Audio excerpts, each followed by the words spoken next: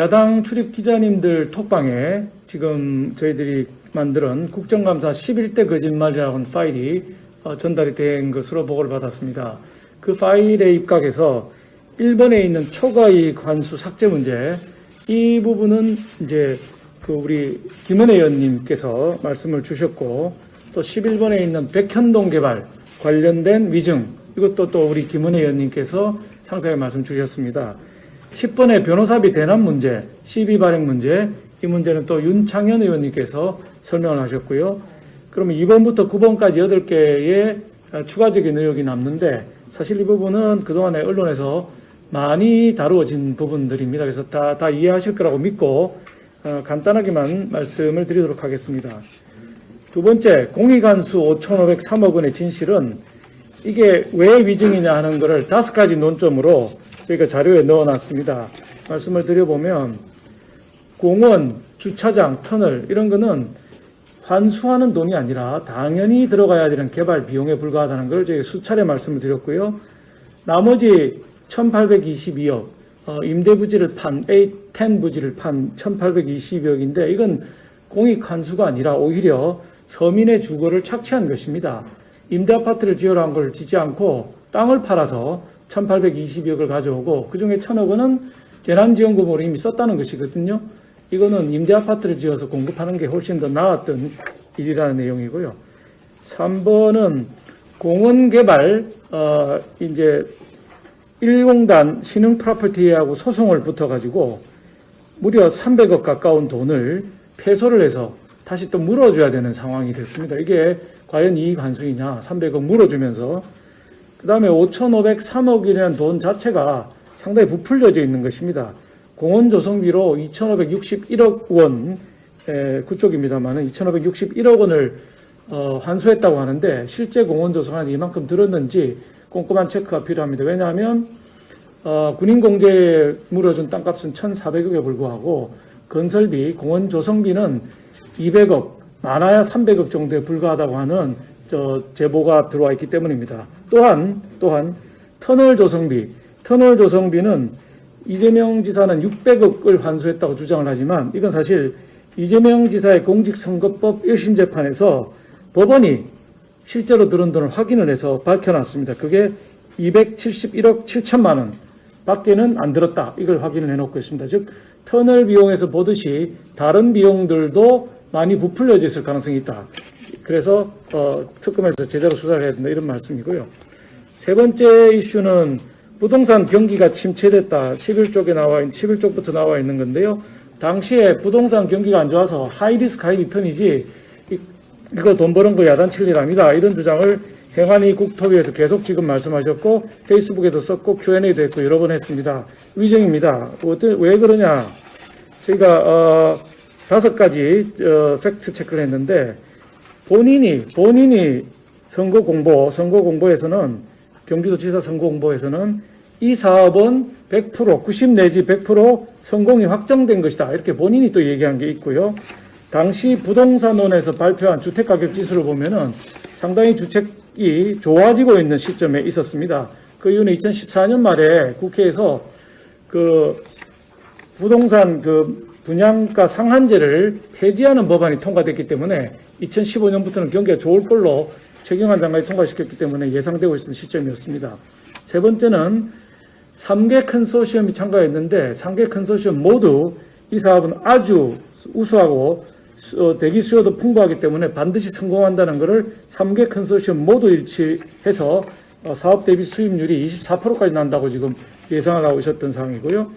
성남시 자체 분석도 있었습니다. 성남시 자체 분석도 BC 분석이 1.03으로 종합적으로 사업 타당성이 매우 높다고 분석을 하고 있었고 2015년 초에 성남시에 미분양 주택 물량이 9가구밖에 없었다 하는 것이 지금 또 밝혀져 있습니다. 미분양이 그 정도로 적을 정도로 성남시는 실패하기 어려운 사업이었다는 것이죠.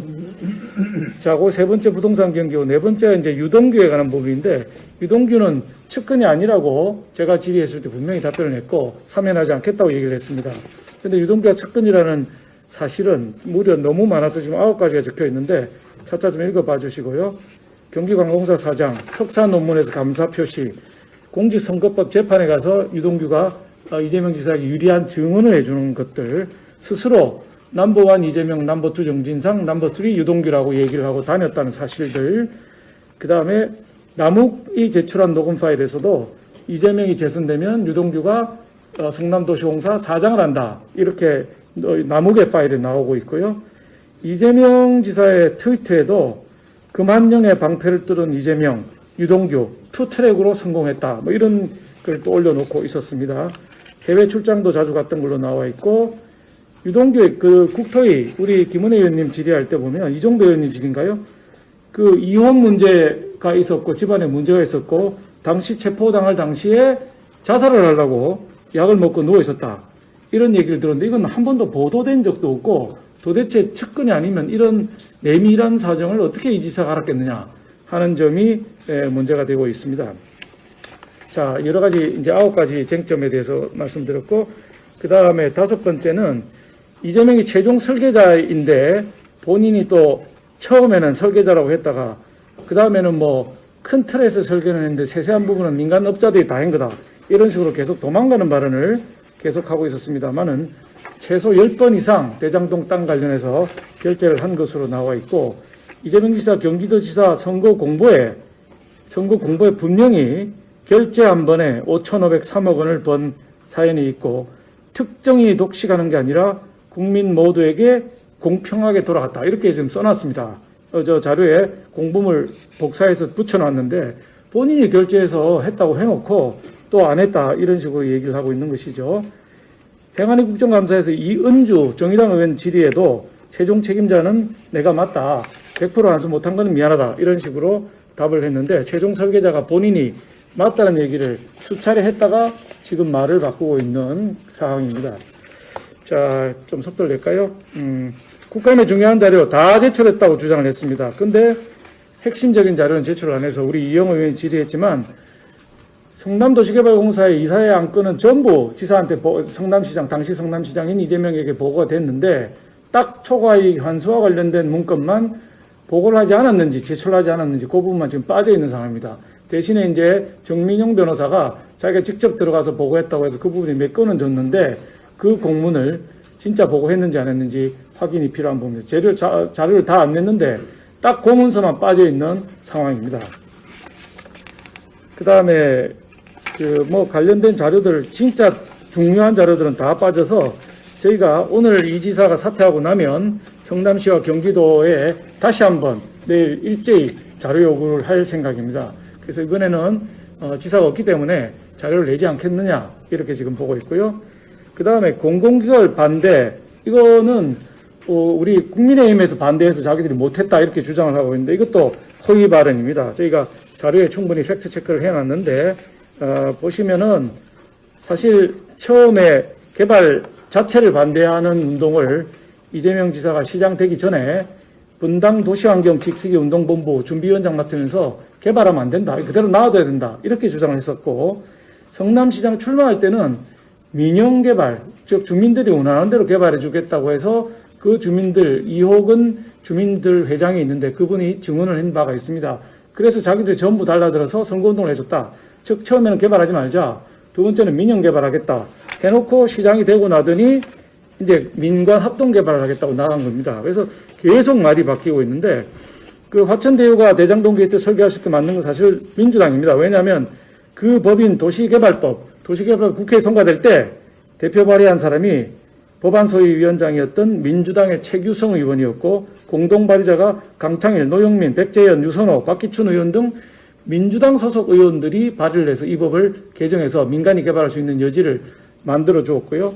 이 법 이후에 성남시에서 이런 결과를 가져오게 됐던 만드는 기본이 국민의힘이 아니라 민주당이 법을 바꿔서 시작된 거라는 말씀드리고요. 그 다음에 이재명 시장은 당시에 민간합동개발만 이렇게 자기 고집했고, 새누리당이 공공개발을 반대해서 할 수 없이 민간합동개발했다고 주장을 했는데, 이것도 팩트체크를 해보시면 이 당시에 전반기에는 성남시 의회 구성이 한나라당이 더 많았던 건 사실입니다. 3명이 더 많았지만은 1기 때 초선 때 전반기에만 그랬습니다. 근데 하반기로 가면서 3명의 의원이 우리 당에서 탈당을 하고 무소속으로 남아있다가 최후에 민주당으로 들어가는데 최윤길 전 의장 포함해서 3명입니다. 그때 넘어간 이유, 즉 2013년 이후에는 민주당이 다수당입니다. 그래서 법안 조례 통과도 2013년 2월 28일 날 민주당 주도로 조례를 통과해서 성남도시개발공사가 만들어지게 되는 것입니다. 즉 이게 의회 의석 구성을 봐도 우리 당이 방해를 해서 못했다는 건 얘기가 안 되는 것이고요. 만약에 동형개발의 의지가 있었다면 LH 또는 경기도시공사와 함께 손을 잡고 개발을 할 수 있었던 것인데 의도적으로 LH와 경기도시공사를 배제하고 그 안은 아예 생각도 안 하고 자 공영개발 즉 성남도시개발공사 혼자 하고 싶은데 이걸 반대하니 민관이 합동할 수밖에 없다고 했는데 그 사이의 대안이 뭐냐? LH라든지 경기도시공사와 손을 잡고 공공개발도 충분히 가능한 일이었는데 민간 합동이라는 방식으로 바꿨다는 겁니다. 그다음 마지막입니다. 그 다음에 이 9번의 대장동 게이트. 대장동 게이트가 우리 곽상도 의원 건 때문에 국민의힘 게이트라고 계속 얘기를 하고 있지만은 이재명 지사는 계속 그렇게 얘기하고 있습니다만은 이게 돈 받은 50억 이거에 비해서 민간인들이 먹은 돈 8,500억입니다. 규모로 보나 제가 폭로한 6명의 그 50억 약속 클럽에 들어있는 사람의 면면을 보나 우리 당과 관련 사람은 곽상도 의원 1명이고 나머지는 전부 우리 당과 관련이 없는 분들입니다. 그럼에도 불구하고 계속 우리 쪽을 이라고 하는데 이건 유동규 본부장이 구속까지 되지 않았습니까? 이재명 측근에 대한 비리라는 것이 서서히 드러나고 있고 아까 우리 김은혜 의원님 말씀하신 것처럼 정진상, 장성철 경기연구원 본장 이 측근들이 대장동 아파트를 분양을 받았죠. 이게 정식으로 청약을 해서 받은 게 아니라 남은 분, 저 회사가 보유하고 있던 분을 미계약분 이걸 받은 사람들입니다. 누구한테 뇌물이 갔습니까? 어느 쪽이 더 크게 갔습니까? 이한성 천화동의 1호 대표, 이거 이화영 부지사와 평화부지사와 각 측근이죠. 보좌관 출신이죠. 이분도 대장동 아파트 또 갖고 있죠. 자, 선대위원장을 지냈던 최윤길 성남시의회 의장, 이분도 대장동 아파트 보유하고 있습니다. 그러니까 뇌물이 어느 쪽으로 더 많이 갔는지 충분히 알 수 있을 거라고 생각을 들고 최윤길 의장, 화천대유 부회장 연봉 1억, 수십억대 성과급 받았고 대장동 사업을 위한 성남도시개발 설립안 시의회 통과 강행 처리될 때 의장이었습니다. 자, 어느 쪽이 정말 게이트의 측근이었는지 하나하나 드러나고 있는데 이 지금 말씀드린 11가지 사항에 대해서는 국회에서 위정을 했기 때문에 우리가 법적인 조치를 해야 될 것 같은데 그 법적인 조치에 관해서는 유상범 법률자문위원장께서 말씀을 드릴 겁니다.